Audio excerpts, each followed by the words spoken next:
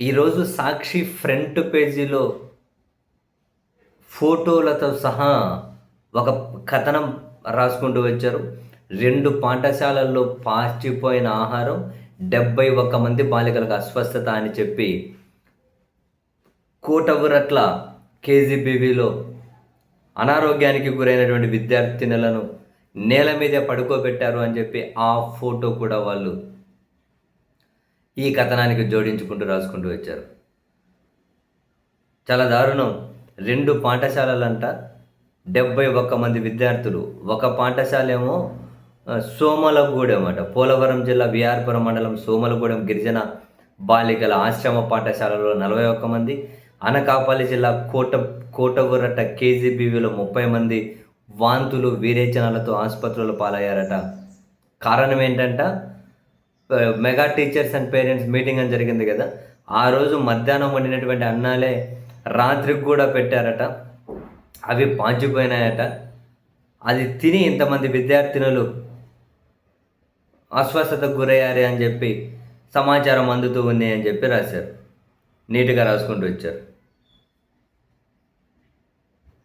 మధ్యాహ్నం మిగిలిన పప్పుతో పాటు బంగాళాదుంప కూర కూడా తిన్నామని, అర్ధరాత్రి నుంచి కడుపు నొప్పి ప్రారంభం కావడంతో మాత్రలు వేసుకున్నామని విద్యార్థినులు చెప్పారట. శనివారం ఉదయం నుంచి వాంతులు విరేచనాలు అధికం కావడంతో చింతూరు సిహెచ్కి తరలించి చికిత్స అందిస్తున్నారట. కొందరు తీవ్ర అస్వస్థతకు గురైనట్లు చెబుతున్నారని రాసుకుంటూ వచ్చారు. అండ్ అనకాపల్లి జిల్లా కోటవురట్ల కేజీబీవీలో కూడా సేమ్ పరిస్థితి అట. వాంతులు విరేచనాలు ఆసుపత్రుల్లో పాల్గొనడం. అండ్ ప్రభుత్వ విద్యాసంస్థలో ఫుడ్ పాయిజన్ ఘటనలో కొన్ని అని 2026లో ఫిబ్రవరి 7వ తేదీన పోలవరం జిల్లా మారేడుమిల్లి మండలం దేవరపల్లి గిరిజన సంక్షేమ బాలుర ఆశ్రమ పాఠశాలలో ఫుడ్ పాయిజన్ కారణంగా 103 మంది విద్యార్థులు అస్వస్థతకు గురయ్యారని.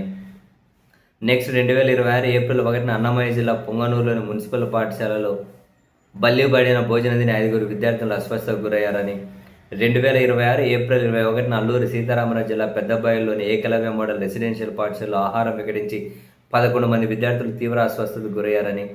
2026 జూలై 8 కడపలోని ప్రభుత్వ డెంటల్ కాలేజీ లేడీస్ హాస్టల్లో 30 మంది విద్యార్థులు వాంతులు విరేచనలతో ఆసుపత్రి పాలయ్యారని. మొత్తం ఈ మధ్యకాలంలో జరిగిన ప్రధానమైనవే, ఈ 4-5 నెలల్లో జరిగినవే వీళ్ళు ప్రధానంగా హైలైట్ చేసి రాసుకుంటూ వచ్చారు. యాక్చువల్గా 71 మంది బాలికలు తాజాగా అస్వస్థతకు గురయ్యే ఫోటోలు కూడా. దీని మీద ఖచ్చితంగా నారా లోకేష్ గారు స్పందించాలి. రాజకీయ ఎదురుదాడో లేకుంటే మరొకటి కాదు, నిజాయితీగా స్పందించండి. ఏం జరిగింది అనేది చెప్పండి.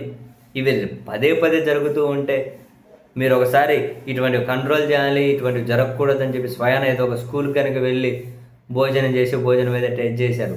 ఆ ఫోటోలు కూడా బ్రహ్మాండంగా మీ వాళ్ళు ప్రచారం చేశారు. ఇవి పదే ఇవి రిపీట్ కావడం ఏంటి? చివరికి పాఠశాలలో పిల్లలకైనా సరైన భోజనం పెట్టకపోవడం ఏంటి? ఇవి కరెక్ట్ కానే కాదు. సో మరి కాన్సర్న్ మినిస్టర్ గారు సమాధానం చెప్పాలి ఈ కథనం మీద. అసలు మీరు ఏం చెబుతారు? వాస్తవంగా ఏం జరిగింది? ఎందుకు ఇలాంటి పరిస్థితి వచ్చింది? ప్రభుత్వం ఖచ్చితంగా సమాధానం చెప్పాలా?